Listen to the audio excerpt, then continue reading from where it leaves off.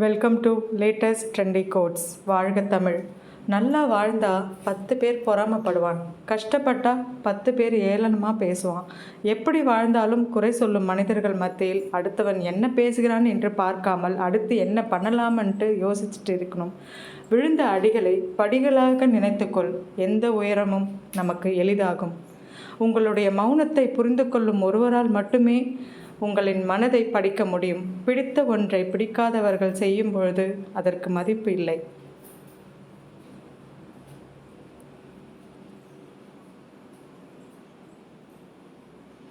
பிடிக்காத ஒன்றை பிடித்தவர் செய்யும் பொழுது ரசிக்கும் மனம், பிடித்த ஒன்றை பிடிக்காதவர் செய்யும் பொழுது ரசிக்க நினைப்பதில்லை.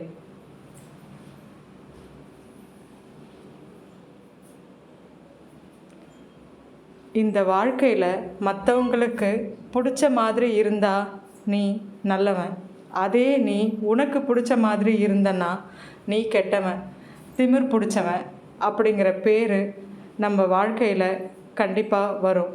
ஸோ நமக்கு பிடிச்ச மாதிரி வாழ்க்கையை வாழ்ந்துட்டு போகிறது தான் நமக்கு நல்லது. யாரோட அனுதாபமும் அறிவுரையும் நம்ம ஏற்றுக்கொண்டால் வாழ்க்கை இனிக்காது. யாரையும் விட சிறப்பாக இருக்க வேண்டும் என்பது எனது குறிக்கோள் அல்ல, ஆனால் நான் முன்பு இருந்ததை விட சிறப்பாக இருக்க வேண்டும் என்பதே என்னுடைய வாழ்நாள் குறிக்கோள். நான் போன இடத்துல மரியாதை கொடுக்கல என்று சொல்வது தப்பு. மரியாதை கொடுக்காத இடத்துக்கு நான் போனது தான் தப்பு. நம்ம தப்பே செஞ்சுருந்தாலும் அதை மன்னிக்கிற குணம் மற்றவங்களுக்கு இருக்கிறதில்ல. அதனால்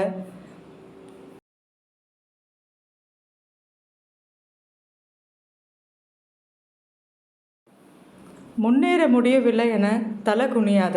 எவனையும் ஏமாற்றி பிழைக்கும் பழக்கம் எனக்கு இல்லை என்று கர்வம் கொள். தலை நிமிர்ந்து நில். ஒரு நாள் கண்டிப்பாக உன் வாழ்க்கையில் முன்னேற்றம் வரும். வார்த்தைகளுக்குள்ளும் வாழ்க்கை இருக்கிறது. வார்த்தைகள் இதமானால் வாழ்க்கை வசமாகும். வார்த்தைகள் கனமானால் வாழ்க்கை திசை மாறும். நேரம் போவது தெரியாமல் பேசுங்கள்.